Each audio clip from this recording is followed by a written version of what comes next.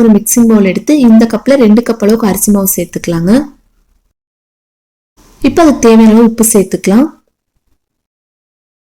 இப்ப தண்ணி சேர்க்கறதுக்கு முன்னாடி ஒரு டைம் கை வச்சு இந்த மாதிரி நல்லா கலந்து விட்டுறலாங்க. கலந்து விட்டதுக்கு அப்புறம் கொஞ்சமா சுடுதண்ணி எடுத்துக்கலாம். எடுத்துட்டு அது ஒரே அடியா உள்ள சேர்க்காம கொஞ்சம் கொஞ்சமா சேர்த்து நம்ம சப்பாத்தி மாவுல பிசைஞ்சிருப்போம் இல்லைங்களா, அந்த பத்துக்கு ரெடி பண்ணி எடுத்துக்கலாங்க. இப்போ இன்னும் கொஞ்சமா சேர்த்துக்கலாம். ஃபர்ஸ்டே ஒரே அடியா உள்ள சேர்த்துட்டீங்க அப்படின்னா ரொம்ப தண்ணி பதத்துல இருக்கும். ஸோ கொஞ்சம் கொஞ்சமா சேர்த்து பிசைஞ்சு எடுத்துட்டு உங்ககிட்ட காமிக்கிறேன்.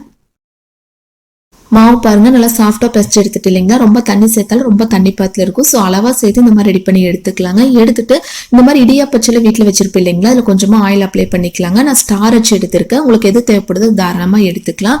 எடுத்துட்டு அந்த மாவு பாதி அளவு மட்டும் உள்ள சேர்த்துக்கலாங்க.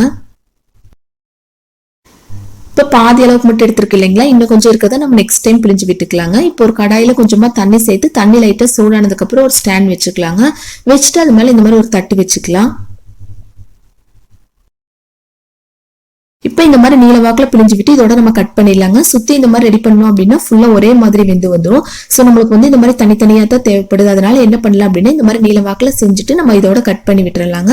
இந்த மாதிரி மீதி இருக்கிற எல்லா மாவுமே ரெடி பண்ணி எடுத்துட்டு உங்ககிட்ட காமிக்கிறேன்.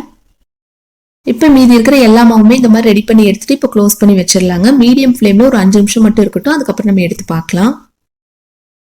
இப்போ கரெக்டா 5 நிமிஷம் ஆச்சுங்க. நம்ம ஓபன் பண்ணி பார்க்கலாம். பாருங்க சூப்பரா ரெடி ஆயிருக்கு.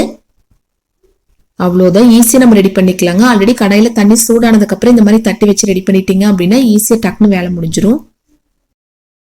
இப்ப அதை எடுத்து நம்ம கீழே வச்சிடலாங்க. வச்சுட்டு நெக்ஸ்ட் ஒரு பாத்திரத்துல 1 லிட்டர் அளவுக்கு பால் சேர்த்துக்கலாங்க. சேர்த்துட்டு இது காய்ச்சாத பால் தான். இப்ப காய்ச்சி எடுத்துக்கலாம்.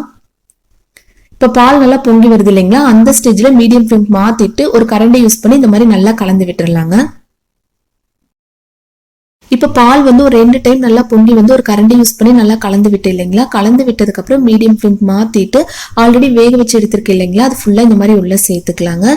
சேர்த்து மீடியம் ஃப்ளேம்லயே வச்சு ஒரு கரண்டி யூஸ் பண்ணி லைட்டா மட்டும் இந்த மாதிரி கலந்து விட்டுறலாங்க. ஒரு 5 நிமிஷம் மட்டும் இந்த மாதிரி மீடியம் ஃப்ளேம்ல வேக வச்சு எடுத்துக்கலாங்க. அதிக நேரம் விட தேவையில்லை.